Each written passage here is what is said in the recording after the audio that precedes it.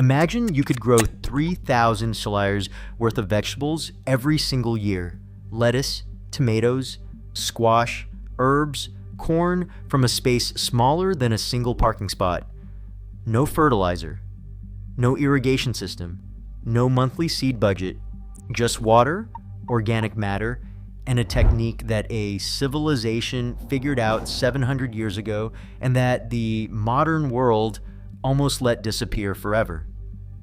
This is not hydroponics. This is not a vertical farm startup asking you for $500 in equipment. What you're about to see is older than the printing press, more productive than anything your local garden center will ever sell you, and it's been sitting in plain sight this whole time. The Aztecs called it chinampa. Scientists call it one of the most productive agricultural systems ever devised. And by the end of this video, you're going to know exactly how to build your own version of it starting this weekend. But before we get there, I need to tell you the story of a city built on water. Because understanding why this system was invented is the only way to understand why it works so impossibly well. In 1325, a group of people called the Mexica, wanderers who had been moving through central Mexico for over a century, finally settled on a small, swampy island in the middle of Lake Texcoco. By every measure, it was a terrible place to build a civilization. The land was marshy, unstable, and barely large enough to stand on. There was almost no arable soil, and yet within 200 years, that island became Tenochtitlan, one of the largest cities on Earth, home to somewhere between 200,000 and 300,000 people. For comparison, London at that same moment had fewer than 50,000. So how do you feed 300,000 people on a swamp? You don't drain the swamp, you farm it. The Aztecs looked at their watery, impossible landscape, and instead of seeing a problem, they saw a system. They began building rectangular islands, narrow, about 30 meters long and 3 meters wide, by staking out frames in the shallow lake bed and filling them with alternating layers of lake mud and aquatic vegetation. Mud, then reeds, then mud again, layered up like the world's most patient lasagna until the top rose above the water's surface. Then they planted willow trees around the edges, their roots gripping the structure, preventing erosion, holding everything together. And in the canals between each island, fish, birds, bacteria, an entire living ecosystem doing the work that modern farmers pay chemical companies to do. They called these islands chinampas. And what happened next is the part that should genuinely stop you in your tracks. A 2013 study from North Carolina State University ran the numbers on chinampa productivity in the 16th century. The result? Chinampa farms produced 13 times as much crop per unit of land as conventional dryland farming in the same era. 13 times. And those farmers weren't doing it once a year. Because the water below each island maintains consistent moisture through capillary action, wicking upward continuously through the soil, there's virtually no dry season. There's no waiting for rain. There's no scrambling to water during a drought. Records from Aztec farmers describe harvesting up to 7 different crops per year from a single chinampa plot. 7 harvests per year from a plot smaller than most studio apartments. The UN's Food and Agriculture Organization has studied chinampa systems and concluded they represent one of the most intensive and productive agricultural systems ever created. And this isn't ancient speculation or romanticized history. In the southern district of Mexico City called Xochimilco, chinampas that were built and maintained from the 14th century through the Spanish conquest are still in active use today.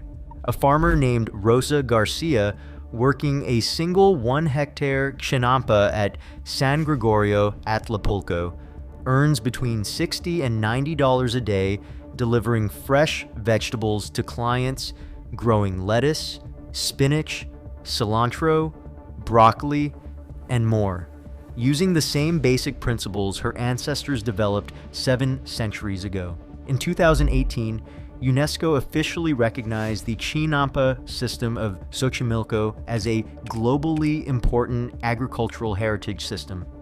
The world's most credentialed agricultural body, a 700-year-old farming method, still working, still producing. So why have you never heard of it? Here's the part they don't put in history books.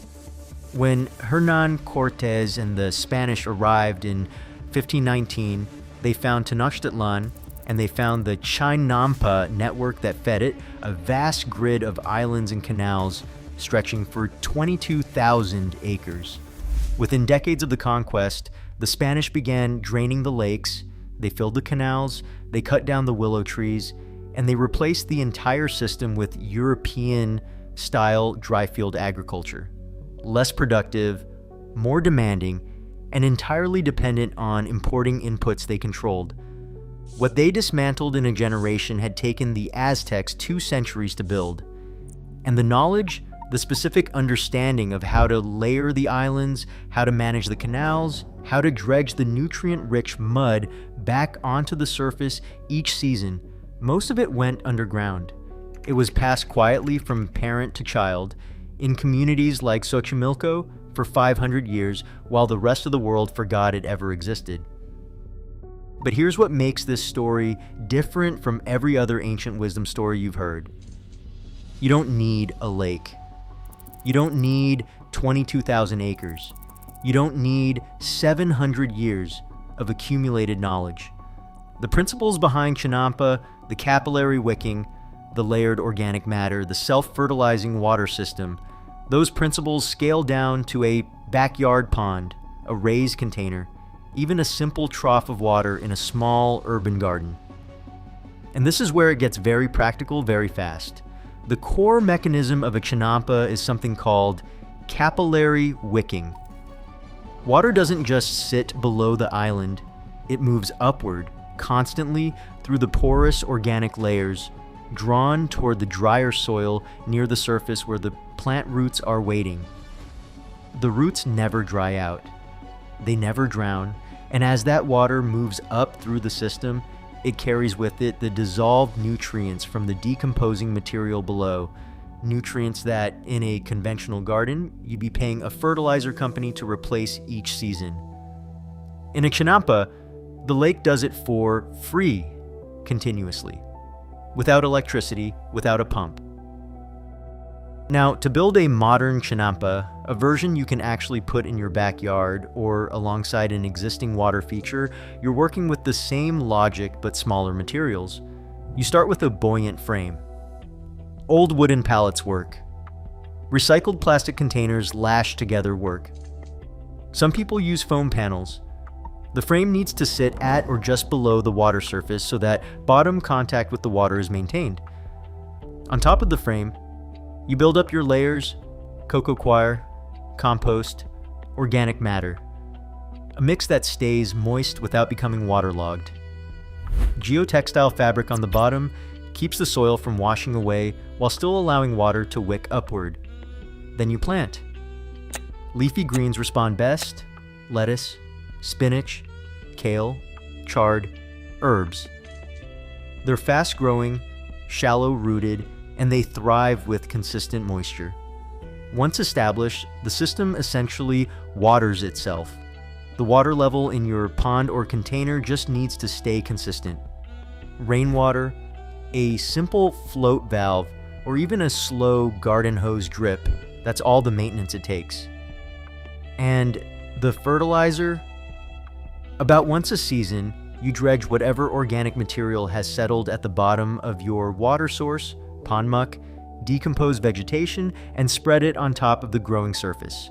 Exactly as the Aztecs did. Exactly as Rosa Garcia still does today in Xochimilco. Your cost after initial setup? Close to zero. Your harvest potential? The data from 7 centuries of chinampa agriculture says 7 times per year is not an exaggeration. There's something else about chinampa systems that the productivity numbers don't fully capture, and it took modern ecologists studying the remaining chinampas in Xochimilco to notice it. The canals between Chinampa Islands aren't just transportation routes, they're ecosystems. Fish living in the canals add nitrogen-rich waste to the water, which the islands then absorb. Aquatic bacteria process organic material into plant-available nutrients. Frogs, birds, and insects that inhabit the canal edges create natural pest control, predators keeping the damaging insect populations in check without a single drop of pesticide. Researchers from the National Polytechnic Institute of Mexico found that the soil bacterial diversity in active chinampas was significantly higher than in surrounding uncultivated soils. More bacterial diversity means more efficient nutrient cycling. More nutrient cycling means more available food for plants. More food for plants means more food for you. The chinampa isn't just a growing bed, it's a managed ecosystem. And once you establish it, it becomes more productive over time, not less. It doesn't deplete, it regenerates. Compare that to a conventional raised garden bed. Each season, you amend the soil, you add nutrients, you fight the slow depletion of organic matter. You water on a schedule. You manage, you spend. The chinampa manages itself. So here's where we end up. A civilization that modern history often reduces to the dramatic story of its collapse actually solved one of the most fundamental problems in agriculture. How do you grow more food continuously on less land with fewer inputs? And they solved it so completely that their solution is still functioning in the southern suburbs of Mexico City right now, 7 centuries later, feeding real families, earning real income, recognized by the United Nations as a global heritage system worth preserving. The Spanish destroyed most of it. Industrialization nearly finished the job. But the underlying principle, water below, layered organic matter above, nature doing the nutrient cycling in between, that principle is as valid today as it was when Aztec farmers were paddling canoes between their islands at dawn, harvesting crops for a city of 300,000 people built on a lake. You don't need a lake. You need a container, some organic material, and 22 square feet of space. Because the Aztecs didn't just figure out how to farm on water.